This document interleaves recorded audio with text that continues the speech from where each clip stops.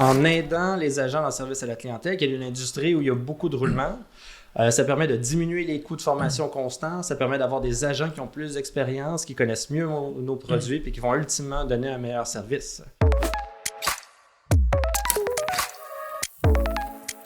Salut Paul, aujourd'hui tu voulais nous parler de comment générer de la valeur pour les départements de service à la clientèle en utilisant Service Cloud.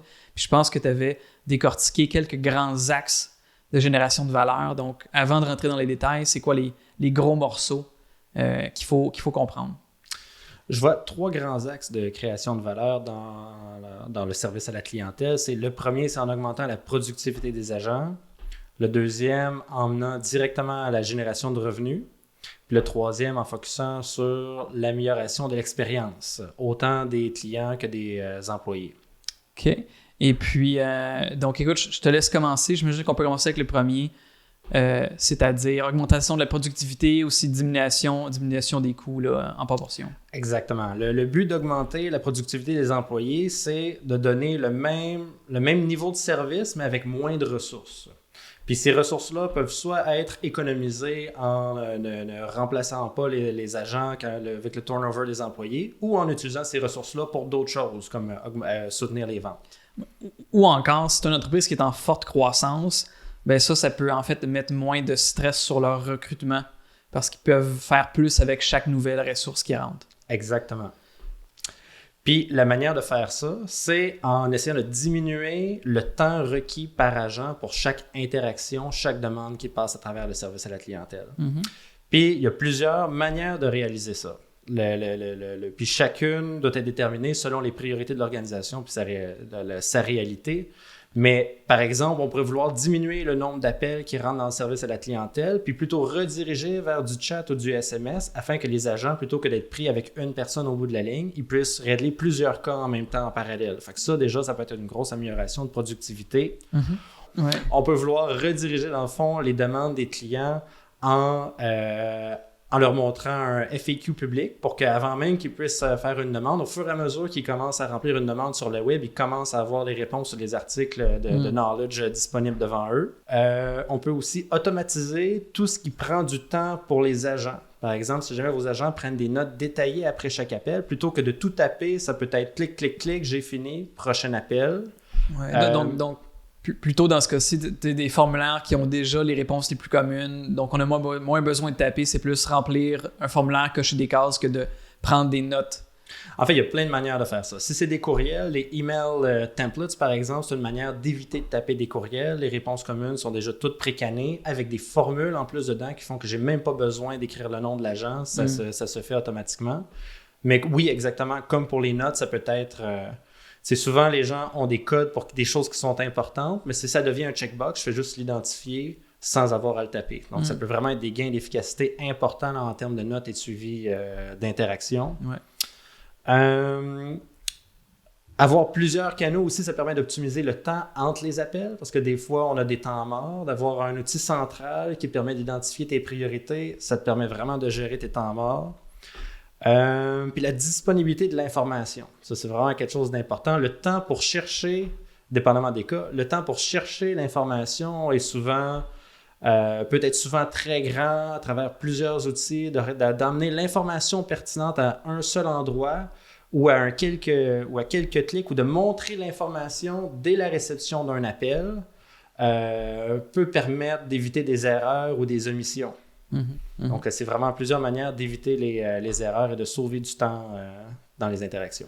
OK. Puis donc, deuxième axe de génération de valeur, et là, c'était augmentation du revenu, en tout cas, génération de revenus par les services à la clientèle. Donc, si tu peux développer sur celui-là. Exactement. Le but de cet axe-là, c'est de mener directement à des ventes à travers le service à la clientèle. Puis pour que ça arrive, il faut équiper. Ultimement, les agents de service à la clientèle, c'est souvent pas des vendeurs, mais il faut les équiper avec l'information pertinente et des processus clairs et simples. Ça peut vouloir dire directement de montrer simplement, souvent, juste l'historique d'achat des clients. Mm-hmm. Ça permet que l'agent, avec son sens commun, peut savoir quoi recommander. Okay? Fait que juste ça permet de ne pas recommander quelque chose qu'ils ont déjà acheté ou de comprendre c'est quoi les différents clients, qu'est-ce qu'ils peuvent qu'est-ce qui peut les intéresser. Ouais, et là, évidemment, si on parle d'historique d'achat, ben là, on parle évidemment parce que la plateforme de service à la clientèle, Service Cloud, est intégrée au CRM Sales Cloud. Donc, l'information des ventes est aussi disponible au service à la clientèle. Donc, un premier bénéfice d'intégration. Exactement. Une autre manière de faire des bonnes recommandations, c'est que, encore une fois, quand quelqu'un appelle ou qu'on regarde un case, on voit la fiche du client. Si dans le background, à l'extérieur de Salesforce, on aurait calculé c'est quoi que quelqu'un a le plus de chances de racheter ensuite, on pourrait montrer cette information-là.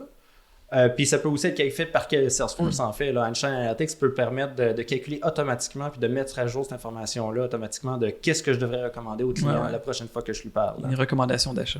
Exact. Puis évidemment aussi, Salesforce, c'est un outil de travail. Faire le service à la clientèle, souvent, quand on reçoit une requête, on la résout, mais de faire des suivis, de planifier des suivis pour rappeler les gens dans un contexte de vente, c'est extrêmement important. Donc, Salesforce permet de faire ça. Et donc, dans le fond, c'est que selon le cas, si une demande de service a été identifiée, que ce type de demande-là peut par la suite générer des ventes, mais là, ça peut être le service à la clientèle qui fait la prise de contact par la suite, ou même ça peut être redirigé vers un autre département comme les ventes pour faire la vente, mais qui a quand même été initié avec le point de contact au service à la clientèle. Exact. Tout est possible avec Salesforce. Ouais. Il y a aussi possibilité de capturer l'intérêt des personnes dans Salesforce pour le passer à marketing, pour que les campagnes de email et de marketing puissent mieux cibler leurs recommandations et leurs interventions. Puis aussi, finalement, Salesforce peut équiper l'agent pour mieux connaître les produits, pour qu'il soit plus agile à présenter les produits, présenter les points clés et le partager aux clients on the fly. Mais ça, c'est souvent, il y a plusieurs manières de faire ça, mais tu sais, il faut comprendre que ça peut être contradictoire du premier point de diminuer les coûts. Dans le sens que quand on diminue les coûts, on veut minimiser les interactions, souvent diminuer le nombre d'appels est important, mais pour faire une vente, pour vraiment capturer l'intérêt, ça veut souvent dire l'inverse. On veut plus d'interactions avec l'agent, on veut prendre le temps de lui parler. Donc, c'est quand même des choix, dès le départ, là, avec nos deux premiers points, c'est des choix qu'il faut prendre. C'est ça. Donc, comme entreprise, il faut que je puisse mettre quelle est ma priorité numéro 1 et ensuite des priorités secondaires parce que si je fais les deux en même temps, bien, sur ces deux axes-là de création de valeur, ils partent quand même dans des directions différentes. Et puis, le troisième axe que tu as mentionné, qui était l'expérience client ou si l'expérience employé. Donc, si tu peux développer sur celui-là. L'expérience client, le but ultime de l'expérience client, c'est de mener à des revenus indirects. Ultimement, que le client, le roulement dans les clients est moins grand ou qu'il y ait du bouche à oreille pour que les clients en emmènent d'autres avec eux. Puis pour faire ça, ce qu'il faut faire, c'est très spécifique à chaque organisation. Okay? C'est dur de donner des réponses générales, mais ce qu'il faut faire, c'est vraiment comprendre quels sont les pain points ou les embûches chez vos clients, puis équiper le service à la clientèle pour bien y répondre. Puisque ça peut vouloir dire, par exemple, c'est que plutôt que d'être un numéro de transaction, que les gens deviennent des personnes. Tu sais, le Salesforce, quand tu appelles, c'est un match sur ton numéro de téléphone. Je sais t'es qui avant même que tu appelles. Je peux avoir tout ton historique d'achat qui apparaît devant moi. C'est beaucoup mieux que c'est quoi votre numéro. Puis, je vois la dernière transaction, mais je ne sais pas que vous m'achetez quelque chose à toutes les semaines versus quelqu'un qui achète pour la première fois. Ça, c'est de l'expérience client. Ouais, surtout si j'ai déjà rentré mon numéro de carte de crédit 12 fois pour m'identifier au préalable. Exactement.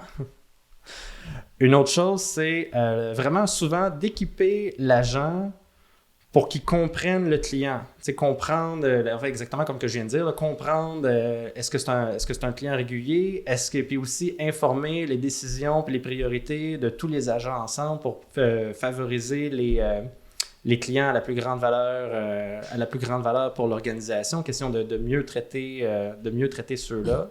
Ça va aussi souvent vouloir dire donner une vue 360 à chaque agent sur l'historique d'achat et les autres interactions du service à la clientèle. Souvent, les gens peuvent écrire un courriel, réécrire un autre courriel, puis finir par appeler, puis ils vont avoir 3 réponses différentes dépendamment de qui s'occupe du courriel. Donc, ça augmente vraiment l'expérience client que tu te fais appeler, puis tu dis « Oui, je vois votre courriel, on n'a pas parlé de ça aussi, est-ce que c'est correct si je vous réponds tout de suite? » Question qu'ils voient qu'on les comprend, puis qu'on les connaît, puis qu'on est là pour répondre à leurs besoins. Ouais. Donc, c'est quand même super intéressant que service à la clientèle, qui pour les néophytes, peuvent sembler standards, mais là, tu as 3 axes d'action. Tu as un, répondre à la requête de la façon la plus efficace possible. Le deuxième, répondre à la requête, mais l'orienter vers un upsell ou une vente par après. Et 3, répondre à la requête, mais de façon à avoir un niveau de satisfaction absolument maximum, plus axé sur la rétention que l'efficacité ou que générer du chiffre. Exactement. Puis, il ne faut pas oublier les agents, en fait. Les agents, c'est l'expérience des agents dans le service à la clientèle a aussi une valeur pour l'organisation. En aidant les agents dans le service à la clientèle, qui est une industrie où il y a beaucoup de roulements, ça permet de diminuer les coûts de formation constants, ça permet d'avoir des agents qui ont plus d'expérience, qui connaissent mieux nos produits, puis qui vont ultimement donner un meilleur service. Puis ça, encore une fois, ça retouche un peu à des points qu'on avait avant, mais tu sais, automatiser les tâches pénibles, de diminuer le nombre d'outils avec lesquels ils travaillent. Puis souvent, on se le dit, les agents de service à la clientèle, souvent, ils travaillent avec des outils qui ne sont pas faits pour des agents de service à la clientèle, mais plutôt pour gérer des commandes ou qui sont un ERP. C'est pas des agents de service à la clientèle. Donc, de faire un outil qui fait que, surtout pour les personnes qui ont peut-être déjà travaillé dans plusieurs centres d'appel ou qui en ont vu plusieurs, de faire que hey, c'est tellement facile, c'est tellement agréable de travailler ici, ça peut vraiment aider à la rétention puis à l'expérience client ultimement si vos agents sont plus heureux puis plus constants. Oui, puis si leur métier est plus facile, ben peu importe l'axe qui a été choisi, d'efficacité, de revenus ou de satisfaction, si le métier est plus facile grâce aux outils, ben l'objectif qui est visé va être atteint plus facilement. Exact. Merci beaucoup, Paul. Ça me fait plaisir.